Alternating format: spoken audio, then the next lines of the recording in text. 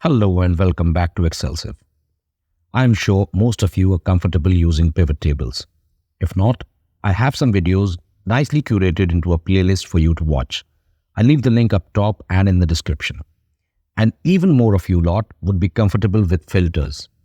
Today, I'm going to show you something that can replace both of them, and quite elegantly, I must add. So let's get on with it. Filters and pivot both have been around for ages and have served us well, don't get me wrong. But it's like having an iPhone 4 where you can have the latest iPhone 15. Both will do the basic job, calls, data, messages, etc.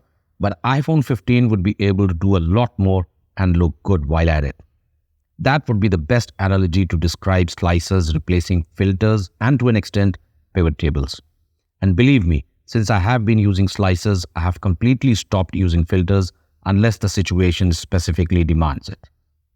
Let's have a look at our data today. We have about 250 rows of data for our clients with their city, country and region and revenue generated from them for the past 6 years. Let's say we need to check all the clients from a certain region. So what do? You apply filters by Ctrl-Shift-L.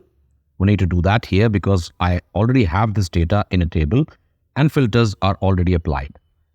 Now go to the region and choose, let's say, Europe. Now we have only the clients from the European region. Now we need only the clients from France. So again, we go into the filter and choose France, right? So let's do that. And finally, we only need the clients from Paris. So we select that. Before you say that we can directly select Paris from city filter and we can get the same result, you're not wrong. But there is a method to this madness and you'll understand that in a minute. First, let's get back to where we started and remove all the filters. Now let's add slicers.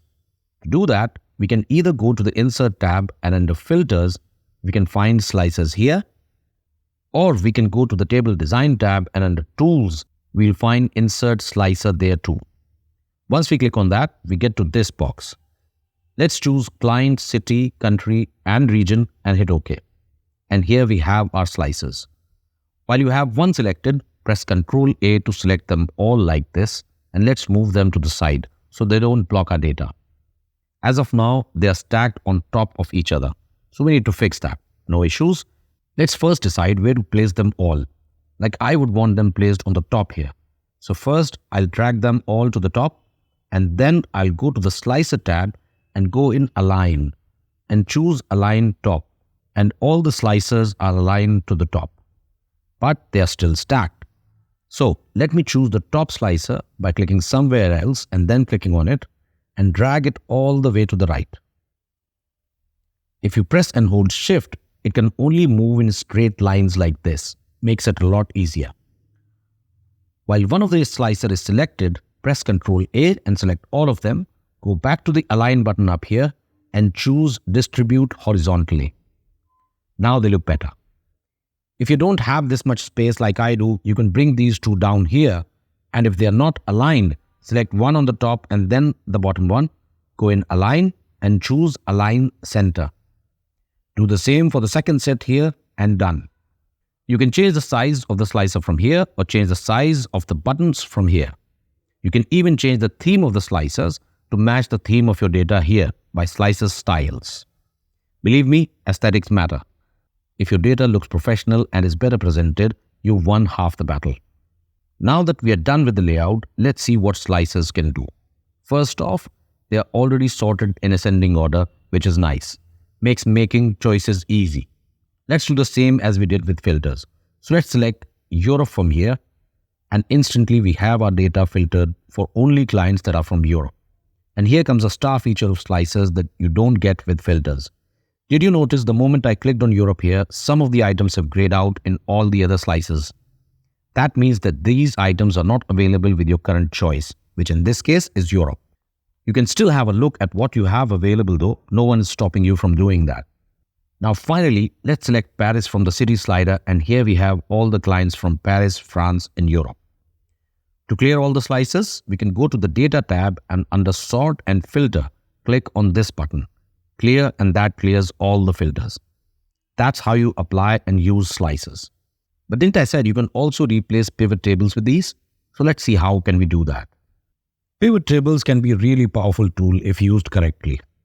And one of the most important features of pivot table is that it provides an aggregate of the values in the pivot table, like sum, average, count, etc. Let's do something better with our sheet. What do we normally need from our data in situations like these? Let's start with the total. So we write total up here in D2, and let's do average in D3. And now something that pivot table doesn't have, median. Let's click on here and then click on Format Painter and choose all these columns to better match our table. Now we need to start writing formulas for the total, average, and median. If we use the legacy formulas like sum for the total, average for the average, and median for this, they will work for now, once we have our data without any slices applied. But they will stay at that value no matter which slicer we use. Let me show you. Let me use sum in here and select all the values. It gives us a value, and if we go to any slicer, this value is not affected. But we don't want that. One way to do it is go to Table Design and click on here, Total Row. And this adds a total for that column at the bottom. This will solve our issue of totaling only visible values, like if we go all the way up and click on any slicer like this, it only shows total for the visible cells. But there are two things I don't like about this approach. First is that it shows the aggregation at the bottom and my data is quite lengthy. So I'll have to scroll all the way down to check it most of the time, unless I have very few rows. Second, there are very limited choices. Like if you click here and go down to more functions, these are your options, which are fairly limited. If you look in the formula bar, you'll notice that this is simply the subtotal formula and it's using the option to ignore the hidden cells. If you are not familiar with subtotal, it has these options available and you have to choose function numbers. Let's say if you wish to choose average, if you write 1, which is for average, it won't ignore hidden rows, but if you write 101, it will. Same thing with sum. 109 ignores hidden rows, but 9 doesn't. I can solve my first issue by simply putting an equal to up here and then clicking on this subtotal value like this. Now every time this value updates, my total up top reflects the same. But I want something that could solve both my issues, and there is the aggregate function. It has a lot more functions to choose from, and best of all, it has a separate argument with its own set of options whether you wish to include hidden rows or not, and more. If you are not familiar with this function, I'll strongly suggest you check out this video. You'll find the link in form of video card on top right and in the description. So let's write our aggregate formula here. For function number, we choose sum, and now we get to the options. And look at this. You have these many to choose from. We are going to go for this one as it covers all the bases. It ignores hidden rows, which is our current scenario, error values, which could be a possibility, and nested subtotal and aggregate functions, which is simply future-proofing. Now for the ref, we select our revenue figures. Make sure you don't select the year at top. Done. Now we have total for this year. Drag this all the way to the end to cover all the years. Done. Let's fix the column width and move these slices a bit. Now, let's write our aggregate formula for average. So aggregate, choose average from here. Then this option, select the cells and done.